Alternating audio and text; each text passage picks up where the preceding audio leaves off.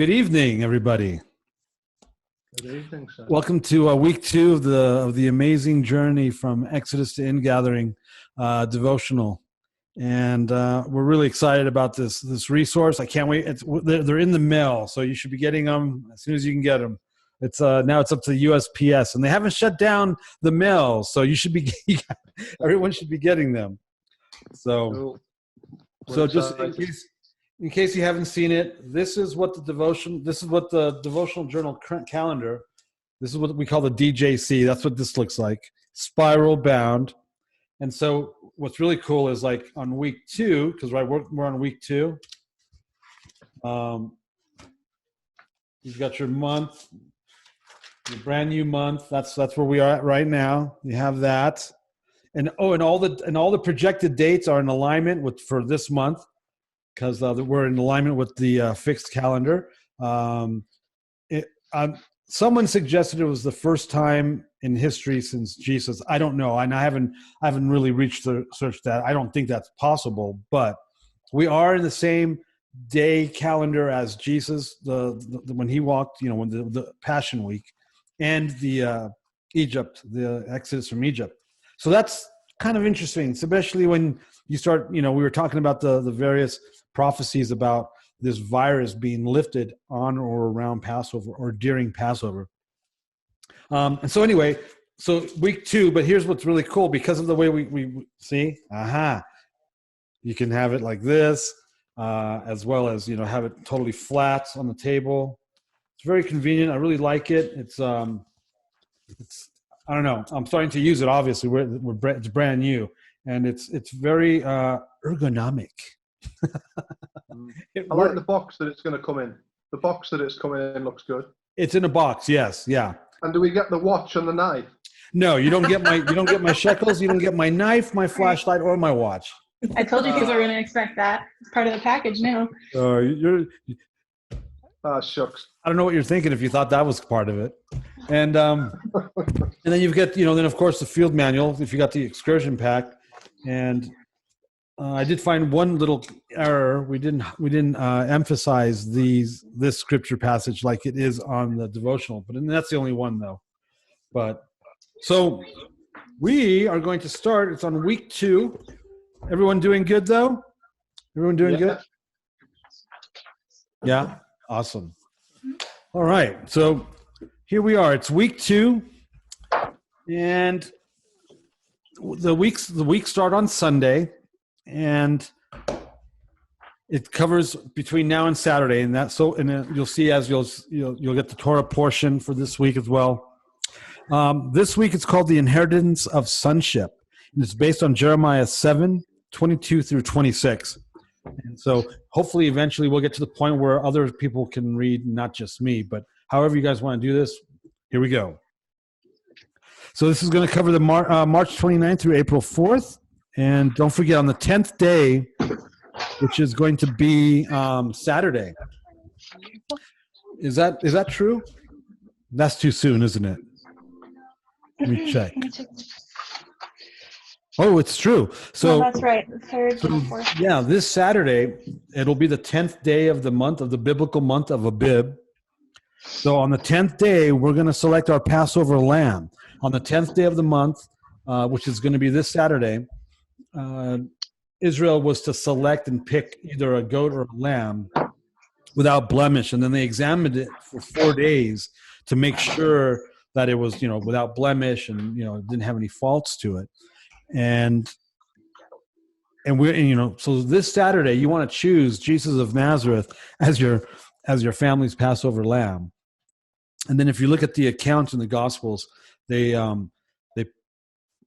Jesus entered Jerusalem on that day, and that's when you have Palm Sunday, and everybody was like proclaiming all these insane things like Son of David and all sorts of stuff like that. And then for the next 4 days he was being examined by the Pharisees, the scribes, the Sadducees. He was being examined by lawyers. They were examining him, and then he started examining them. And then you have the Last Supper, and then and then Passover the next day. So that's this Saturday. This Saturday will be the 10th day of the month when we select Jesus of Nazareth as our Passover lamb. All right, so the inheritance of sonship. And this is Jeremiah 7:22 through 26. And there's emphasis here, so I will emphasize the emphases. And if you have a highlighter, so what I did, like for example, I highlighted the words I'm emphasizing in the field manual, since for some reason we failed to catch that. But anyway, here we go. For in the day that I brought them, Israel, out of the land of Egypt, I did not speak to your fathers or command them concerning burnt offerings and sacrifices. But this command I gave them. Here's the command that God did give them. Obey my voice, and I will be your God, and you shall be my people. And if you got the feast unlocked, we really emphasize that, because obeying his voice, I will be your God, you will be my people. That was like the whole reason for taking them out of Egypt. He was trying to, he's going to create a people group out of Israel. And what we see in the exodus of that, obey my voice, I will be your God, you will be my people, a nation of kings and priests, echoes. It echoes that in Revelation, and we really touch on that quite a few times throughout the Feast Unlocked, which is amazing, because our future tomorrow with God in Revelation, the marriage supper of the Lamb, literally started in the exodus of Egypt, which is pretty amazing. Obey my voice, and I will be your God, and you shall be my people. And walk in all the way that I command you, that it may be well with you. And again, that's part of that whole concept of obedience to the commandments. Obedience to Torah is so that it will be good for us. Our life will be a good life. And that's always the trade-off. Everyone wants to believe that there's this heavy-handed, ogre God, and it's not like that at all. He wants us to be obedient to his word, and it's always for our benefit. Obedience will always be for our benefit, so that it'll be well with you. But they did not obey or incline their ear, but walked in their own counsels and the stubbornness of their evil hearts. And they went backward and not forward. He's talking about Israel. From the day that your fathers came out of the land of Egypt to this day, and we're in Jeremiah, so it's been a few years there. I have persistently sent all my servants the prophets to them, day after day. Yet they did not listen to me or incline their ear, but stiffened their neck. They did worse than their fathers. And if you've ever studied the book of Judges, you'll see that Israel is constantly doing what is right in their own eyes. And they would get themselves into, their enemies would overrun them, because that's part of the curse of Torah, is that if they don't obey, then all the curses that were meant for the inhabitants of Canaan, the Nephilim, some of them weren't entirely human. All those curses were going to come upon them if they didn't obey. And so that's what we see in Judges. We see their disobedience. They're not obeying the covenant. They're not keeping the covenant. They're not keeping Torah. They're not keeping the commandments or his precepts. And all these curses that he forewarned them of, start coming upon them. Their enemies are overrunning them. It's just bad. It's a bad situation. And then they would oh, woe is me, woe is me. And they would whine and complain and, oh, help us, help us. And so God would send them a judge or a leader to help lead them back to what? Obedience. The judge would lead them back to obedience. Because see, another thing that happens is when you sin, or when we sin as nations, the earth, the ground, the territory will actually vomit you off of that territory, and so the land begins to start being affected by the sin of the people, and so when God would raise up a judge, that judge would lead Israel back into alignment with obedience to God, and the land would be healed. And then that judge would die, and everybody would go back to what they were doing beforehand, back to doing things right in their own eyes. And it's just this perpetual cycle, to the point that, it's just bad. And then he divorces, of course, the 10 northern tribes. So back to the devotional. Fake news has been around for centuries, but it wasn't a popular term until recent memory. A person's position in regard to a potentially fake news item in a false narrative has become a contributing factor to the polarization of society. The same holds true within the church. A popular fake news item within mainstream evangelical Protestantism is that the God of the Jews, Old Testament, was a heavy-handed and bloodthirsty deity that demanded the blood of bulls and goats. God didn't initially require burnt offerings and sacrifices. He desired a relationship. Obey my voice, and I will be your God, and you shall be my people, and walk in all the way that I command you, that it may be well with you. That doesn't sound like an ogre to me. That sounds like a loving father speaking to his children. And like a loving father whose children have chosen to rebel and go astray, he enacted discipline. Everybody here is a parent. Even, it's the same thing, the same concept of parenting. The child doesn't know that they shouldn't whatever, and then you step in as a parent and you say, hey, don't do that, and it's for their own benefit, right? When they're 2, 3, 4, 5 years old, they don't, we don't necessarily quite understand, and then we get older and we realize, oh, that was for my benefit. It's not a good idea to stick a knife into a toaster when it's plugged in. There's going to be, that's detrimental to us. Well, in the same way, you shouldn't be eating bat. Isn't that the new thing now? Eat less bat or eat more bats, or right? It's the same thing. There's a reason why he doesn't want us eating bat. There's a reason why he doesn't want us eating swine or unclean, because it's not good for our bodies. It's not good for us. And it's disobedience. Ultimately, it's a matter of obedience and disobedience. Oh, well, I don't necessarily understand why I shouldn't, whatever, mom, dad. Well, it's for our, it's obedience. We have to learn that. And you're taught that in school. I mean, just common sense society, right? There's reasons why they don't. It's probably a good idea if you don't run a red light. Why? Well, because there's cross traffic going like this, because they have the right of way. It's just common sense. Well, in a lot of ways, we have lost that the understanding that obedience is common sense. There's just a lot of common sense regarding obedience. And again, remember, you guys jump in anytime you want. I don't want to just be talking at you. Interrupt. Yeah, well, on that subject, a friend of mine was talking about it's a good way of relaying the gospel to somebody. God's laws. You could say to somebody, well, why do we have laws of the road? Because there'd be chaos without them, and it's that similar thing, isn't it? So it's like saying, well, that's why God gives us laws, because without them, it goes badly. Yeah, it goes badly. It was I have a friend. I don't know if he's my friend anymore, but he was equating. Apparently, he's anti-gun, and he was equating self-defense to murder. And I was like, why would you want to kill somebody? I'm like, I'm not. That's just ridiculous. Self-defense is not murder. I mean, even the laws of the land know that. If it comes down to, oh, okay, it was murder, then you're going to go to jail. There's consequences. But if it's self-defense, it's a whole different thing. And I go, where do you think the laws of the land came up with that? The Torah. I mean, in the Bible itself, it has, this is what happens if it's self-defense. This is what happens if it's murder. And there's even, this is what happens if it's an accident, Yeah. If it was, a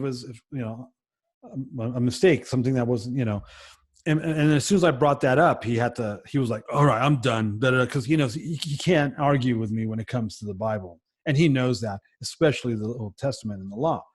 But the fact that he equated self-defense to murder, and I bring that up because we have laws, we have rules, we have society, we have the 10 Commandments, and all these things, are for our betterment. It's for our good, That example you just used, it's interesting because that one's been twisted, presumably by the Catholic Church. So, like, most people a lot of people anyway, brought up with the 10 Commandments saying, thou shalt not kill, instead of what it actually says in the Bible about not murdering, isn't it? So there's a lot of misunderstanding over that, isn't there? Right. And not just murder, self-defense, or accident, but then there's also the whole.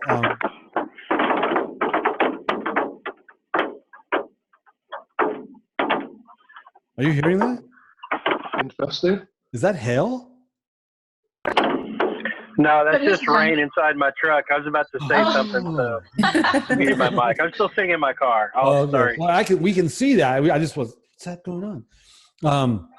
But then there was even provision for wartime. Because if you go to war and you're killing a whole bunch of people, it's not murder, it's wartime. And God even made provision for that. And there's even rules regarding that. And I think we bring that up later on somewhere.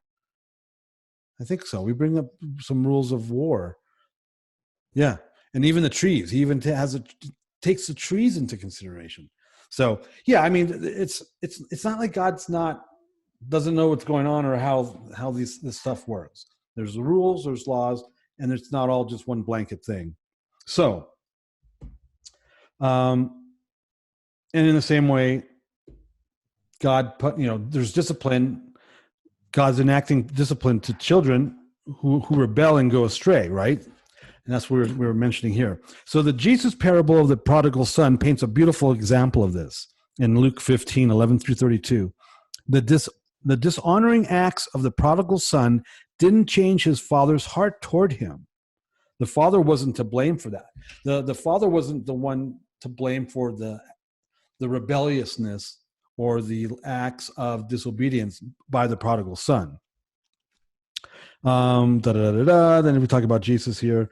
And so when it comes to the prodigal son, the father saw him coming from afar. And that, when I first realized what that was saying and that it said that, it really impacted me, because the father in the prodigal son parable was constantly looking for the son's return. And so he saw him coming from afar. He anticipated his return. He was, it's like when Jesus said, the shepherd leaves the 99 for the one. It's the same mentality, the same concept. God really does have that attitude towards us. And then, in other studies, we talk about how the God's heart is actually all about that. He's forgiving for generations, It's pretty amazing.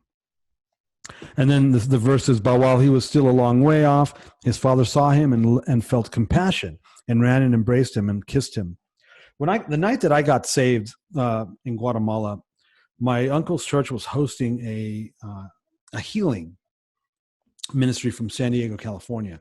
And so my uncle's church was hosting this guy's ministry. So they were going around to various churches around Guatemala City and doing healing services, conferences, or whatever you want to call them.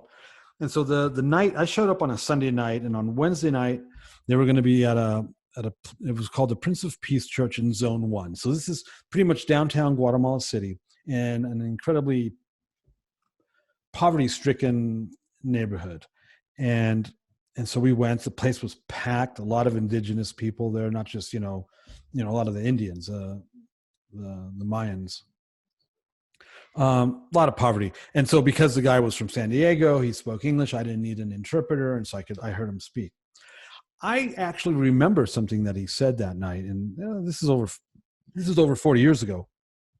But he said that in order to be a conduit to healing, as a healer, as somebody that heals, you have to have compassion for the person that you're praying for, that you're actually laying hands on for. So there's this thing, this conduit through compassion from the Holy Spirit through you as the healer, laying hands on people. You got to have compassion for the person you're praying for as part of the mechanics of healing. And I never forgot that. And then I think by the time I was a year and a half, I guess, in the Lord, I started. I desired the gift of healing, and I was actually going to the hospital with a guy from our church that had a really good healing ministry, and he taught me how to do it. And we were clearing out whole rooms of the hospital. It was pretty wild. So, and again, so I never forgot that. And so it says here that the father saw him coming from afar, and he felt compassion for that individual, for the prodigal son, and he ran and embraced him and kissed him.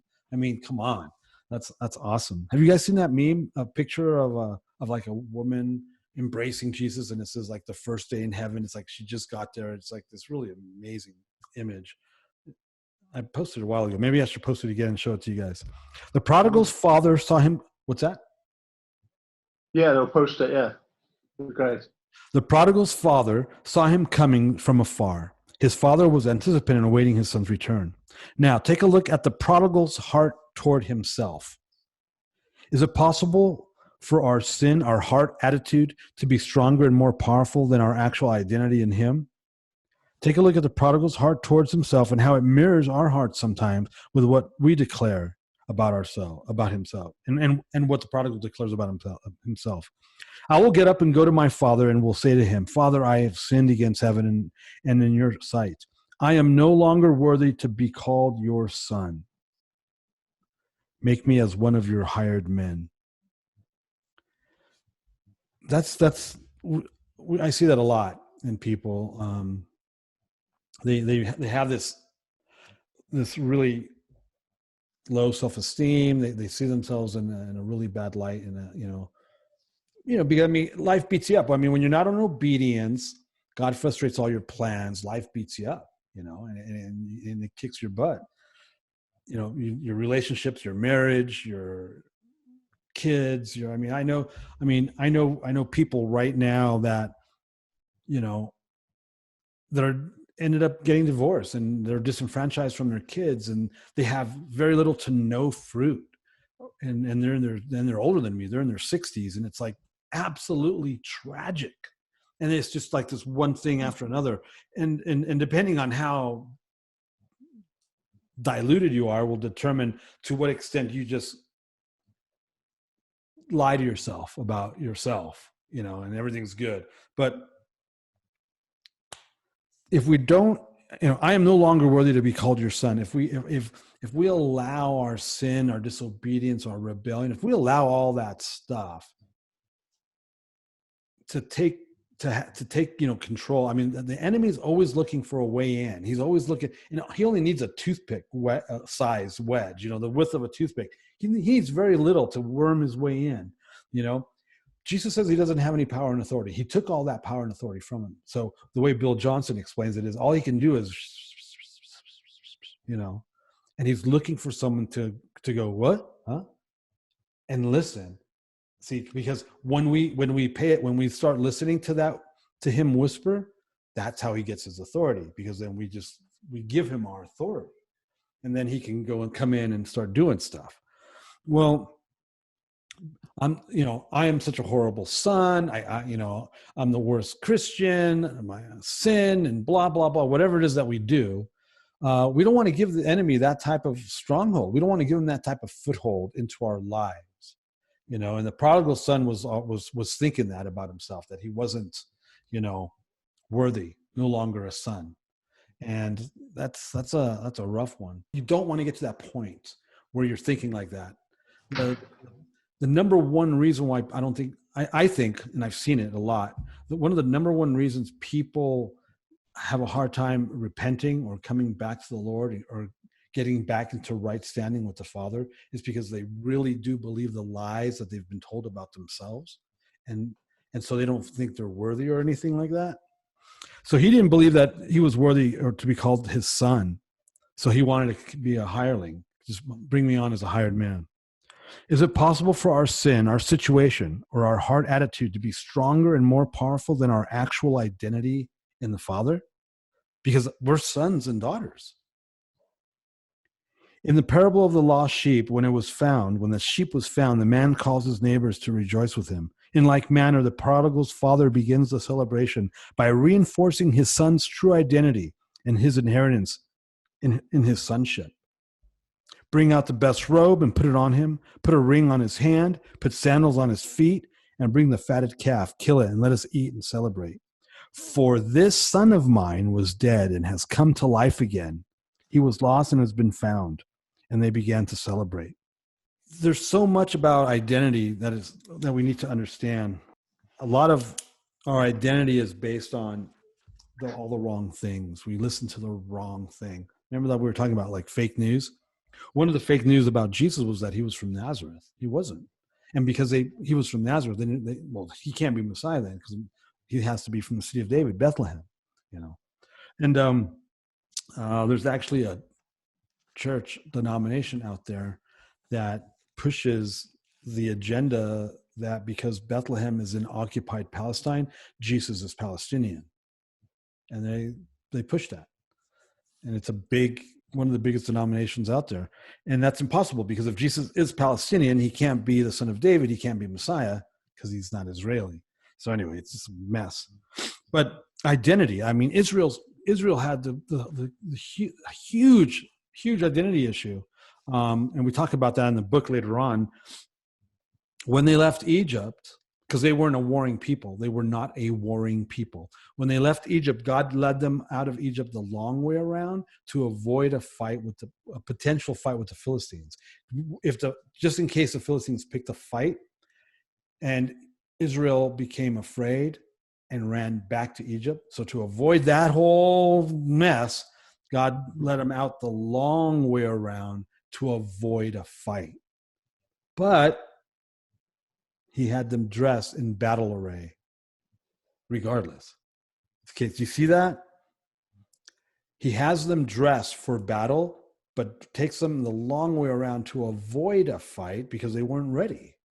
But we're going to begin this process of identity. Identity affirmation is what I call it here. And it's so important. This should be the first thing they teach us when it comes to discipleship in Christianity, is identity affirmation. And they don't. They don't even know about it most of the time. Very few people know about this, so they can't teach it. And those that do know about it and teach it, well, their fruit's going to be, their sheep, the people that they raise up they're going to avoid so much.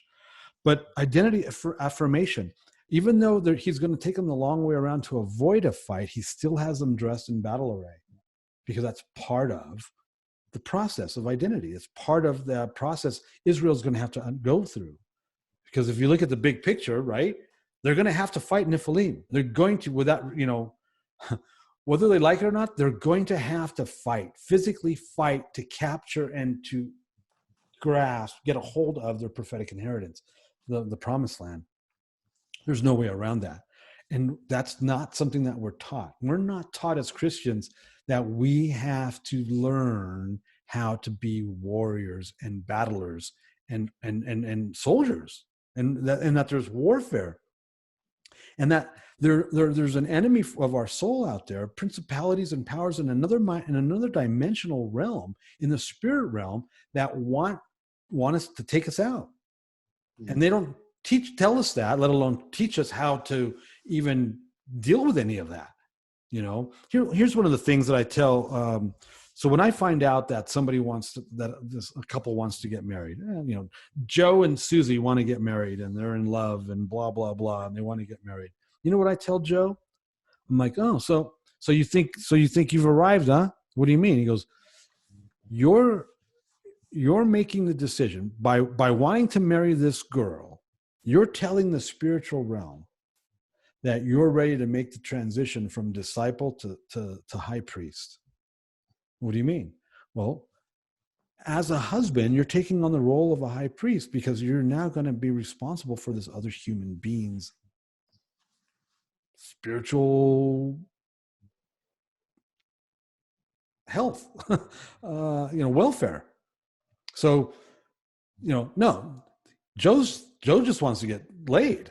He's not thinking about that. He likes Susie. Susie likes him. They want to have sex, and they have to get married.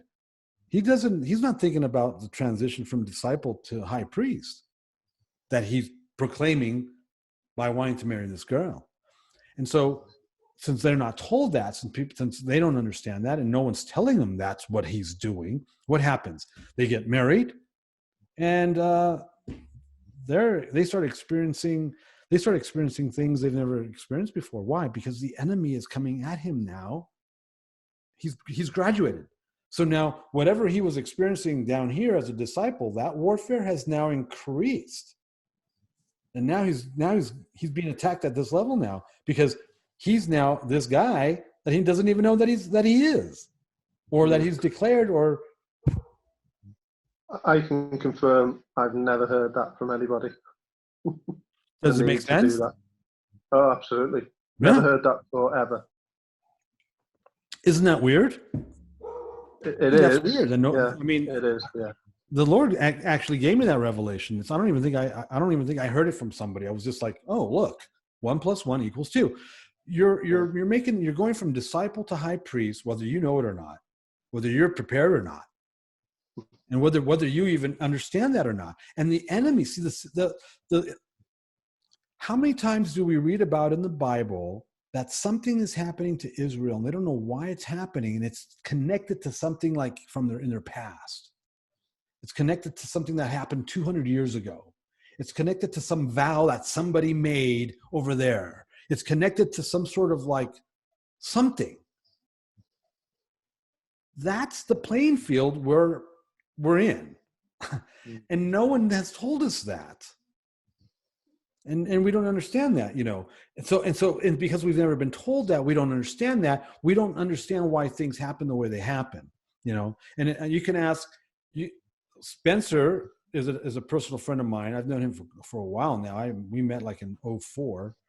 Ian and Alyssa are part of Chameleon Church here in Utah, and those three people will tell you that the way I disciple people, it's a Karate Kid. Wax on, wax off. You don't actually know that I'm teaching you martial arts. You think I'm taking advantage of you, and I have you waxing my car or painting my fence. And you don't actually know, it's like, no, I'm teaching you how to do this, and some of the community issues are like, clean your room, turn off the light when you leave the room that you're in, just basic stuff like that. This is called discipleship. They don't understand what does that have to do? There's a meme out there about how, God's going to da-da-da-da-da, but you can't even clean toilets or put chairs away, stuff like that, right? Faithful in the small, faithful in the big. Well, if we're married and now we're at this level of high priest, and the enemy's coming at us like that, and we don't know about it, we're going to get beat. We're going to get ransacked. All these marriages ended, really young. They don't understand what's happening. Well, in the same way, Israel, they don't know, right? Let's look at it from above, from a higher vantage point. They leave Egypt. They're going to go through this whole 40-year insanity because of, look at what happened with the spies, and they're going to have to fight Nephilim, and then the Amorites are coming out, the Amalekites are going to come after them, and then they get to the promised land, and it's war, nothing but war, and they're going to have to take down 7 nations and 34 kings, and the majority of them aren't even human, and it's just war, battle, fight. They don't know this when they leave Egypt. God does. That's why he has them dressed in battle array, but he has them avoid that fight because they're not prepared. And they're going to have to be taught how to become a warring people. And I'm actually getting ahead of myself because I think week 50 actually touches on this. But it's all part of identity, right? It's always about our identity and our lack of identity. And the fact that we have an identity crisis comes into play far too often when it comes to who we are, who God says we are, who God thinks we are, and who we think we are. And right? Because if I know beyond a shadow of a doubt that I'm a son of the King, that I am who I am in Messiah, that I'm a new creation, that I've been given the power and authority that Jesus took from Lucifer with his death and resurrection, and now he's been giving it to me, right? Because Jesus isn't here. He's sitting at the right hand of the Father. And we are that conduit. We are that piece of the equation on earth. We're his hands, we're his feet, we're his mouth, we're his eyes. We have the power and authority over life and death. We have power and authority over demons, sickness, all that stuff.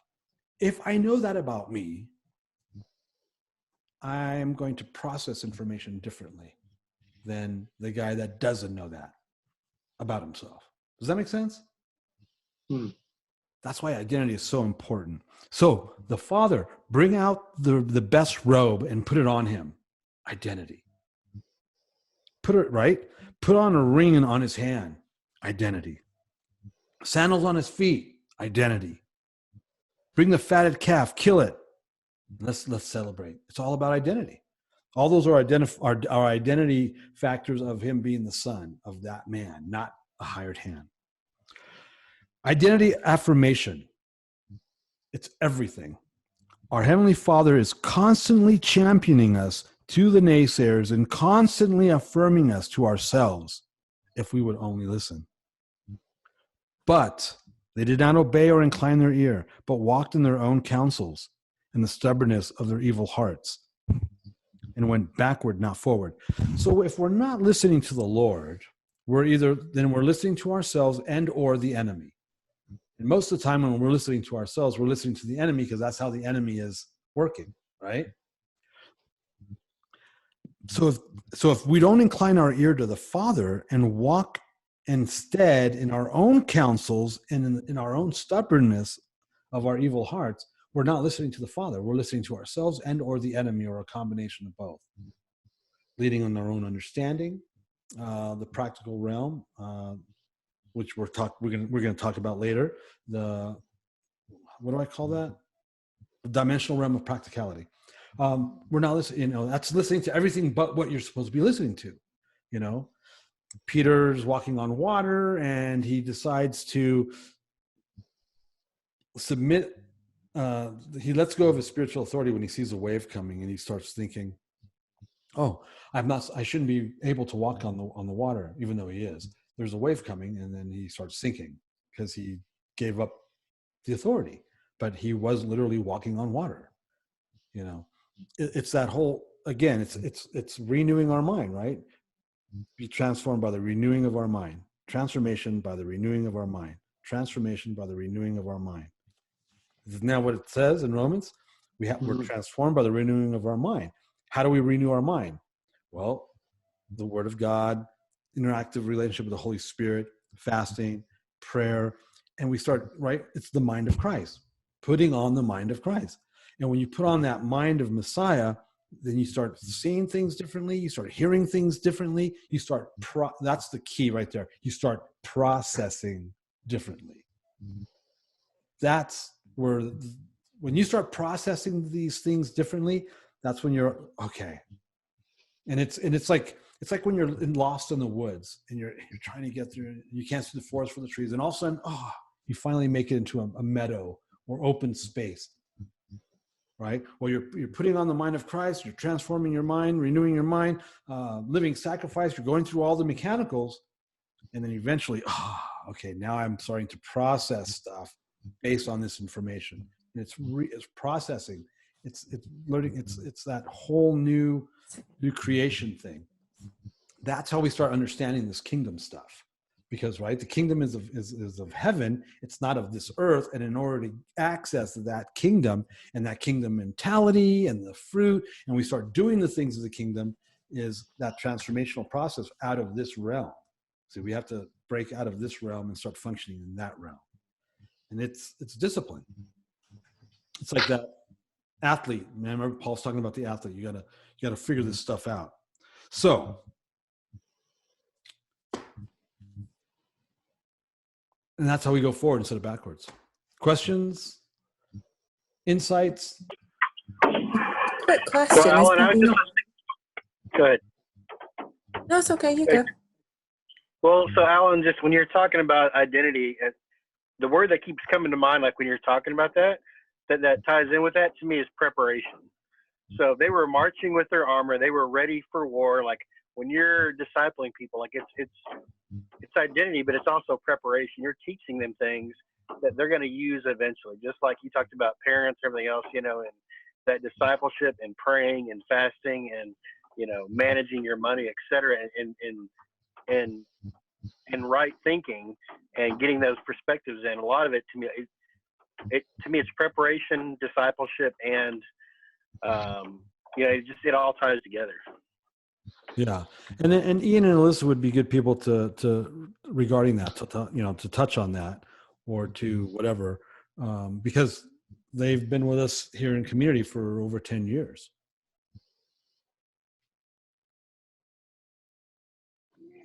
See if Ian can figure out how to unmute. Yeah. There you go. Yeah. Do you really want to talk about that? Yes. What else can we talk about? You go ahead and start, honey. I was going to say one thing I thought of when Spencer had mentioned preparation as part of identity, that it's kind of, there's very different levels to it. And so, when you're working at the like basic level, talking about, like turning lights on and off, or turning lights off when you leave a room, and just kind of that basic front level stuff, then a lot of times you're going to see people get weeded out before you even get to the next level stuff. And That's the worst part about it, is weeding the people out, man. Or they tend to weed themselves out, actually. But it sucks. I mean, understanding that not everyone is a part of us, or not everyone is one of us. That's the hardest part. yeah, it's just interesting to see how people respond. If there's a little adversity, a little pushback, and whatever. Go watch. Go watch. They all Okay. preparation and obedience and all that stuff that we've talked about today. I mean, when it comes down to a lot of people aren't interested in discipleship, and a lot of people will have a hard, like what we're doing with this devotional, and it's a discipleship, actually, because we're going to break down things that you can apply on a daily basis, and it'll change your life if you apply it. A lot of people are afraid of that because, people don't like being told what to do, for one, and they're convinced that the way they are is fine, and God's, and then we'll talk about that when we get to Korah. God's with us. God's among us. Who made you the boss of me? And then you find out, 5 years goes down the line, 5 years, and they have no fruit. And it's like, no, God actually isn't with you or a part of you, and it's, you can't fake this. It will find you out, it's the thing. You can't fake it. People try all the time, but you just can't fake it. If you're not for real, God's not mocked. You will reap what you sow.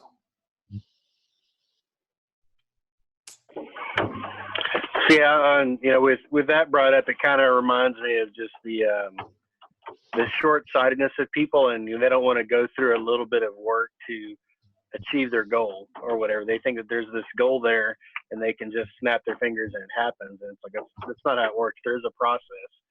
Some of us go through the process a lot faster, and depending on your path, your discipleship, and God's got a little different. The way I always, like, when I explain to people, is like there's one door, but there's a different path for everybody after that door, and you have different giftings and different things, and you might go through something I don't have to go through. You might struggle with something I don't struggle with, but it's like we're all gonna have a process that we have to go through and learn to fight. And my story, Alan, and different things I'm interested in, and different things that I do, and some things come real quick and easy, and other things are super difficult. And you've had conversations. You're like, bro, that's easy. And then other things, so that, and then like you said about people not wanting to pay the price, there's a phrase that we use at the church, and when people are joining the church, we have a 4-week-long process, and there's different things in there that are intentional, so people can do what we call self-select out. Oh, okay, if I want to be a part of this community, then I have to do this, this, and this. Okay, I'm not interested in this. All right, I've got an option to get out.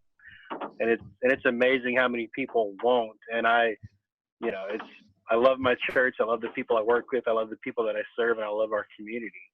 And for me, and I'm 100% called to be there, but it boggles my mind when I meet some super cool people and they're not interested in doing either some of the work, or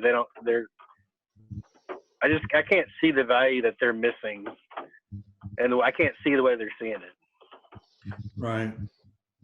A lot of them don't actually, and that's the thing. I talk about this a lot. It's like, what do you find value in? What do you see value in? Like, for example, we see the value and benefit of driving to Vegas 6 hours from here to go be a part of International Church of Las Vegas, ICLV, and go to their conferences. When Chuck shows up or whatever, when Sean Bolsa is down there, we'll drive the 6 hours one way to do that. We see value in that. Not everybody will see value in getting plugged in, like you said. You talked about something about opt out, or what was the name of that thing? We say self-select out. Self-select out. Yeah. So because of all the different options out there, I'll just throw this one out there. So part of what we say is that any sex outside of marriage is sin, unless the scriptures for that, and that marriage is between one man and one woman, and that's it. So people that come in that either they're living with their significant other and they're having sex outside of marriage, or they're married and they're same-sex married, and they see that as, oh, okay, this is not a place for me to be a part of. They don't believe like I do. So it's a self-select process. It's not us saying, hey, you can't be here. It's us saying, hey, these are the standards, Mm-hmm. It's your choice. It's not us saying you can't be a part of this. It's you and your choice. Does that make sense? Yeah, it does. And again, it's like we tell people, how many times have you heard, we're not a cult. You can leave anytime you want. If you don't want to do what we're doing, you don't have to do it. We're not a cult. No one's forcing you to be here. Because a lot of people think we're a cult. Because we're not. If you think I'm full of crab, you don't have to be here. Yeah.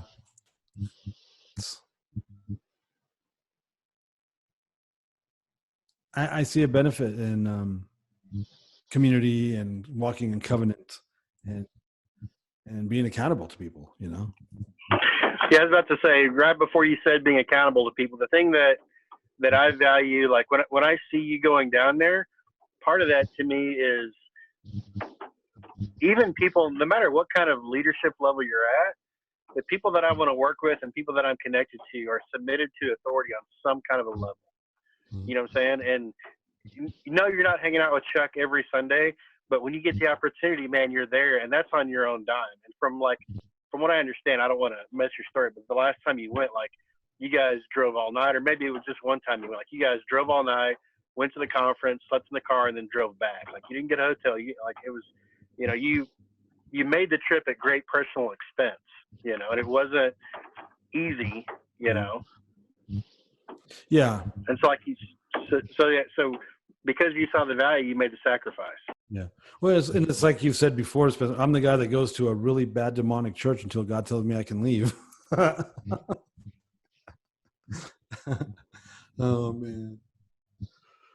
Cool. Any other questions, Kevin? Well, there's something I wanted to say, when you were talking about how people perceive things, what I see a lot lately is people feel like they're entitled. That too, yeah. Okay. And to me, that's the biggest put off. Nowhere does it say that you're entitled to any of this. Okay. You got to work for this. This is something that takes a lifetime to do. You don't get it like tomorrow. Okay. Just because you're, believe in Jesus doesn't mean you're automatically, you're going to get this entitlement right away. I mean, this is something, and you've told me this, Alan, you have to strive for this. You have to want this. If you don't want it, then you're wasting your time. And what does Jesus say? The leader, is going to serve the rest of them. It's like, so there's nothing entitling about it. I mean, it's actually, it's the exact opposite. Correct. Correct. Yeah. I mean, we've had people leave our community in the time that we've been here in Utah, and it's like,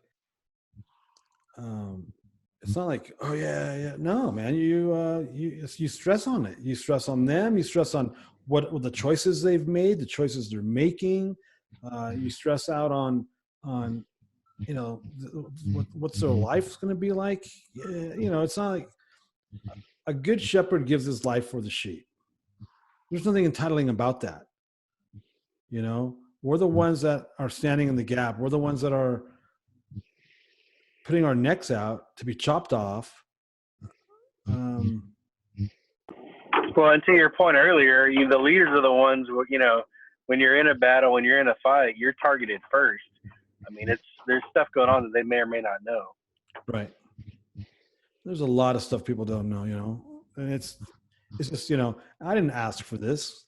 God knows that. God knows, you know, and I explained this in the This Thing is Spiritual. I did not want to deal with the responsibility of the calling on my life, so I'm going to check out. If I disqualify myself, he can't use me. That didn't work out very well, you know. And I don't Hey, do Moses didn't ask to be the deliverer either. right. And what you do is, you know, you go, oh, this is what the Lord would have me do, and then you just submit and you do it, you know. And yeah, that's why it says to treat us nice, treat your leaders nicely, because they're gonna have to give an account for you, and you want that account to be good, you know. That guy's an asshole, you know. You don't want that. Oh, I'm sorry. You know. Yeah. Cool. Thompson's, anything?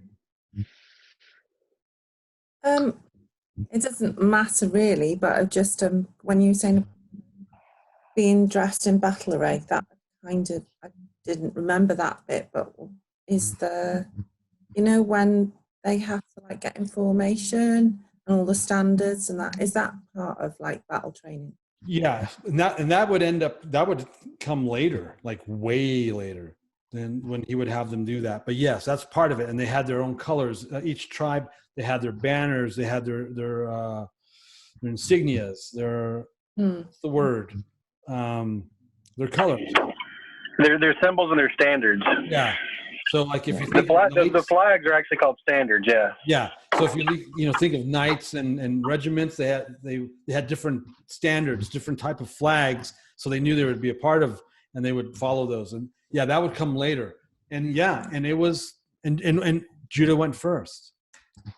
Judah goes first, and that's prophetic. That's a prophetic thing. Judah goes first. Judah's a lot of the musicians and a lot of the prophetic that came out of Judah, and they would go first. I remember that the Levites would go in front of the army, you know, music and the Ark of the Covenant, because the battle's in a different realm. It's in the spiritual realm. It's not in the physical, you know. So yeah, they don't know it. Israel doesn't know it yet, but that's what God is going to make them into, a warring people. And there's a reason for that. And there's this process. Yeah. Yeah. That's good. Yeah. All right. Who wants to pray us out? Da, na, na, na, na, na, na, na, na, na, bum, ba, da, da, da. What's that? Do I get a special prize if I do it? Do you get a special what? Special prize. Oh, that's between you and God. Yeah. Okay. Yeah. Tootsie Roll. Tootsie Roll Pop. I'll pray. Are you ready? Be a good one. Oh my gosh. Father, thank you for this time together that For we can us. all get together and talk over the internet from all over the country and all over the world. We thank you for this fellowship and these resources that we have. Thank you for Alan setting this all up and leading everything.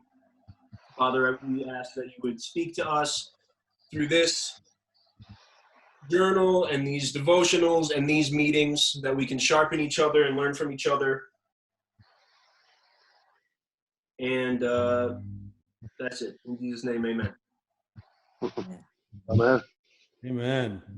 Well, blessings on you guys. We'll see Thanks, you. Alan. We'll see you in the on the page, and then if you're on the Exodus expedition, we'll get together again this week. Pray into this, fast into this. Utilize your journal pages and your prayer modules and identity. It's all about identity. And think about, meditate on the processes that have to occur here. Remember, transformation of our mind of Christ, being a living sacrifice. It's a whole, almost like a reprogramming of what it is that we think is reality versus the kingdom reality. Because right, we have to start learning how to walk and process in the kingdom. And that's in another realm. It's in a spiritual realm. And that spiritual realm, right, that's where the war is. That's where the fight is. And this practical realm, this tangible practical realm, is just a residual effect. What is it called? Residual self-image in the Matrix, right? It's a cause and effect of the spiritual. So it's like I'm from LA, so I'm from Hollywood area. So it's a facade. It's a movie facade, you know. Cool. Well, thanks for hanging out. Enjoy your week, and I'll be on Messianic Lamb Radio tomorrow morning.